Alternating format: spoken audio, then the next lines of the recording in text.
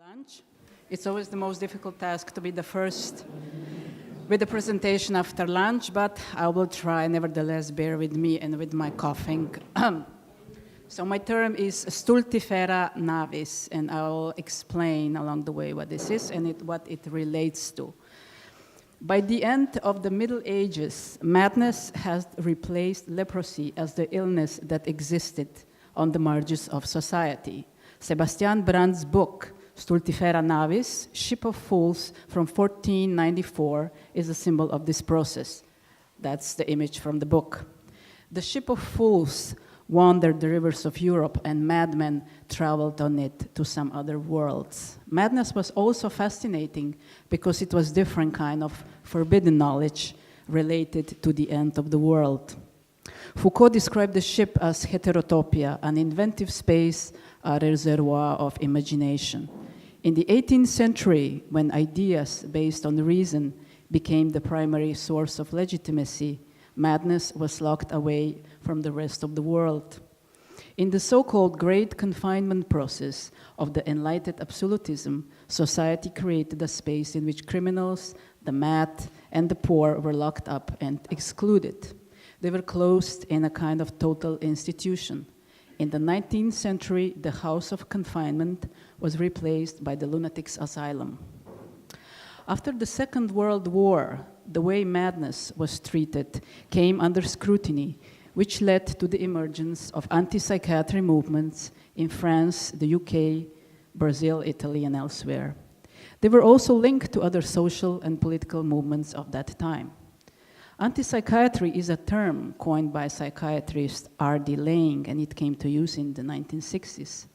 Another important anti- or radical psychiatry process took place in the 60s and 70s in Italy, pioneered by Franco Basaglia, first in Gorizia and then in Trieste. But it was only in 1978 that the 180 Act was passed in Italy, which finally closed down insane asylums. Anti-psychiatry movements did not only aim to close down psychiatric or total institutions, but were at the same time a critique of power knowledge and of power relations. And Basaglia, for example, introduced the idea of psychiatry as an apparatus of social control. Our friend and colleague, Pancho Ramas, who spoke also at previous glossary, also about this topic, explained what it was all about. It was about breaking apart the institutionalization of life built through the production of healthcare as a system and of medicine as knowledge. So it was necessary to destruct the place in order to produce another place altogether, together with the inmates, with the workers, with the nurses. That was what the institutionalization was about. But the aim was, at the same time, not only closing down or changing the institution, but producing new subjectivities and the new relation between those subjectivities. This demand was not something new. It had already been practiced a few decades earlier at the Laborde clinic in France, where Félix Guattari was among the staff. Anti-psychiatry movements' demands differed from country to country, from context to context. In France, for example, contrary to Italy, the institutional psychotherapy tried to subvert the institution from within. Laborde employed freedom of movement, a critique of professional roles, as well as institutional flexibility. Creativity played a big role, linking it with madness. In 1965, Fernand Deligny arrived at Laborde. And Deligny was known for he created the facility network for taking care of children with autism and outside of speech. Well known are his drawings, which are cartographic tracings of gestures, movements, and trajectories of the autistic children in the space, such as this one here. And he called these drawings with neologism arachnean gestures because of the web-like similarities. And among other guests at Laborde was also Japanese Buto dancer Min Tanaka. To return to Trieste, what they did achieve there was not only closing down of asylums, but the constitution of open center for mental health care in the public services, the constitution of cooperatives, and the development of mechanisms of economic support. The events in Italy had a strong influence on a group of students and professors of social work in Slovenia, which took the name the Committee for the Social Protection of Madness in 1988. In Slovenia, the 80s were a time of new radical ideas that no longer took the political, social, and cultural norms for granted and aimed to change the overall social political landscape. The main protagonist of these changes was the civil society. In comparison to other Eastern European countries, the concept of civil society in Slovenia had a significantly different starting point.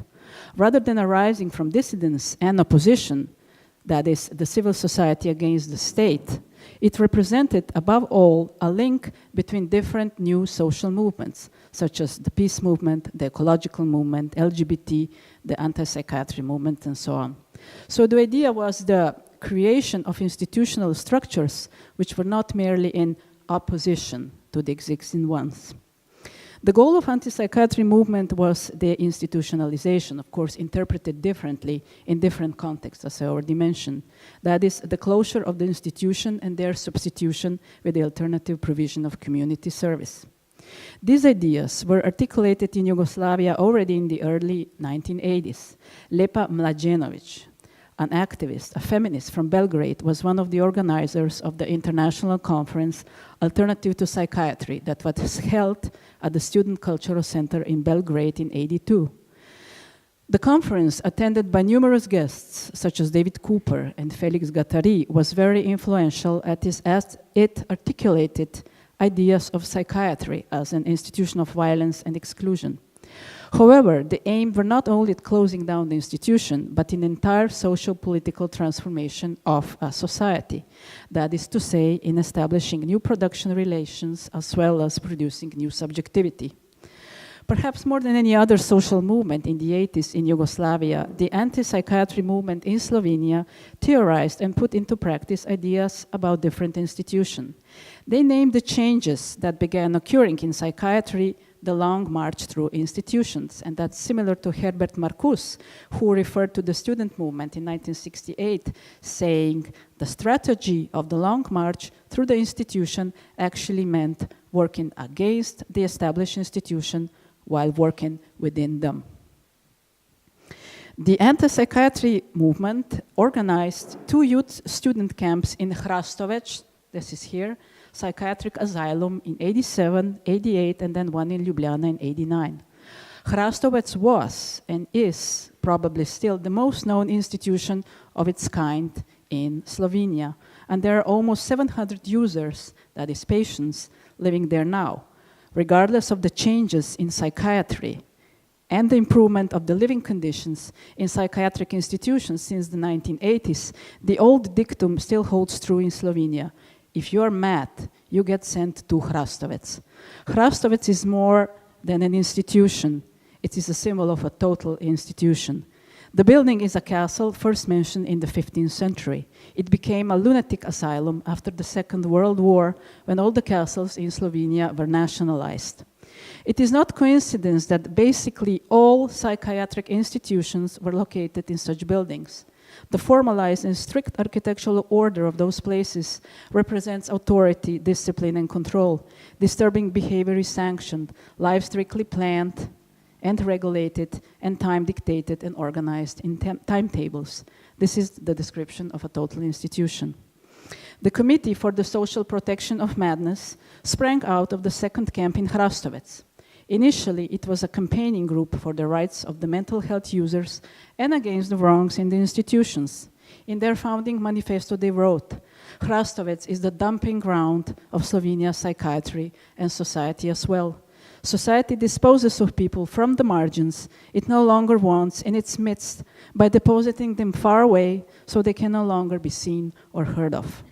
The group managed to raise some degree of public awareness of the problem of total institutions, of confinement and exclusion, and its members went on to organize help and support in the community. But the important thing was that the movement did not only problematize madness, but society's attitude to it. Madness, they wrote, was a creative principle and a driving force and should be protected as such. Their slogan was, "Being called a lunatic should become a compliment." It was not by chance that Ship of Fools was one of the symbols of the movement in Slovenia, as well as artistic happening on the Ljubljanica River, organized in 1989. The happening attempted to symbolically bring madness back to the city from which it had been once expelled. The slogan was, "What we do not see does not exist." The committee also emphasized a development of cultural production with an aim to search for various forms of madness. They organized cultural events such as theater, circus, dance in psychiatric institutions in the cities, as well as at various demonstrations where the motto was, "We do not want a madhouse, we want a civil society." And Vito Flakar, who was one of the main protagonists of the movement, mentioned that the people from the psychiatric institutions started to chant instead, "We want freedom, we want freedom." A small detour here to talk about a little bit, in short, about art and madness. Artists had always been fascinated with madness, and anti-psychiatry movements very much stimulated artistic expressions of their patient as some kind of therapeutical process. Franco Rotelli, who was one of the protagonists of the psychiatric reform in Italy, said, "We ought to have a therapeutic practice. Artists, culture, poets, painters, cinema operators, journalists, inventors of life, young people, jobs, parties, playing, words, spaces, machines, resources, intelligence, multiple subjects, and the meeting of all of these." During the First War, André Breton had been relegated to working in a psychiatric hospital, and those experiences strongly influenced his work. Or Jean Dubuffet's fascination with the art of mentally ill, so-called art brut. At the Degenerate Art exhibition in Munich in 1937, it was written on the wall, "Madness becomes method." However, there is an exceptional case of relationship between mental illness and artistic creation that happened in Brazil.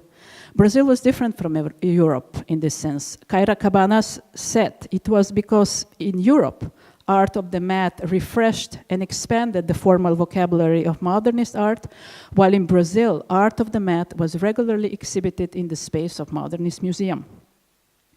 For example, artist Flávio de Carvalho in 1933 organized an exhibition, Month of Children and the Mat, in Sao Paulo. And then there was Nisi da Silveira. She was a Jungian psychiatrist in Rio de Janeiro, developed an occupation therapy.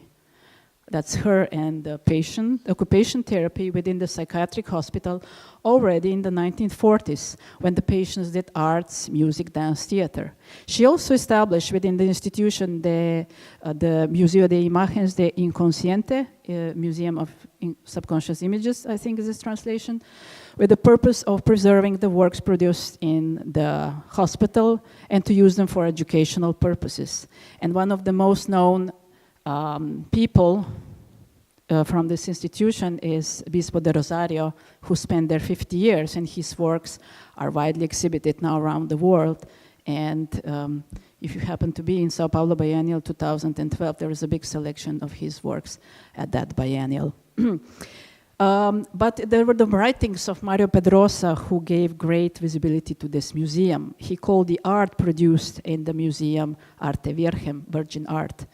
Mario Pedrosa was very much influenced not only by the museum, but also by the works. And he, in 1978, actually proposed the new museum for Rio de Janeiro, new MAM. And this new MAM would consist of 5 independent yet organic museums. And one of these 5 museums would be also Museum of the Mat or Museum of the Unconscious. However, in our local context, it was not until recently that the connections between the anti-psychiatry movement, art institution, and their constituent practices became a subject of deliberation. The politicization of friendship exhibition here in Moderna Galerija in 2014 included a project dedicated to the anti-psychiatry movement, where the users and the activists, the social workers, together with us, the curators, selected materials for a kind of didactic exhibition about the history of the movement, about the life of the users, that included photographs, films, diaries, letters, and notes. The idea was to find some common points between the movement and the processes of deinstitutionalization and other changes that have been taking place, not only psychiatric, but also art institution. There were consideration on what the meaning of creativity was and what the common points between artist creativity and madness were. So, and for the end, what can we learn from anti-psychiatry movement today? First, as Franco Basaglia made clear, the idea that one movement struggle cannot remain isolated or only within a specific field or context. Second, that the new institution must be up to the subject, who is no longer in equilibrium with the institution, but is by definition in a state of non-equilibrium. And this is the basis of the text, The Invented Institution, written by Franco Rotelli. Institutions, he said, should always be invented and never given. And here perhaps is also similarity with the idea of monster institutions. This means that any progressive institution should constantly reflect on how it operates. And also, I think it's very important what Deleuze asks in his essay, Instinct and Institutions, when he says, if the institution is useful, then useful for whom? For all those who have needs, or just for a few, or only for those who control the institution? And last, when we talk about other institutionality and so on, we should not forget that many total institutions still exist today, as refugee camps, detention centers for asylum seekers, etc. So we should also bear in mind those places as well. Thank you.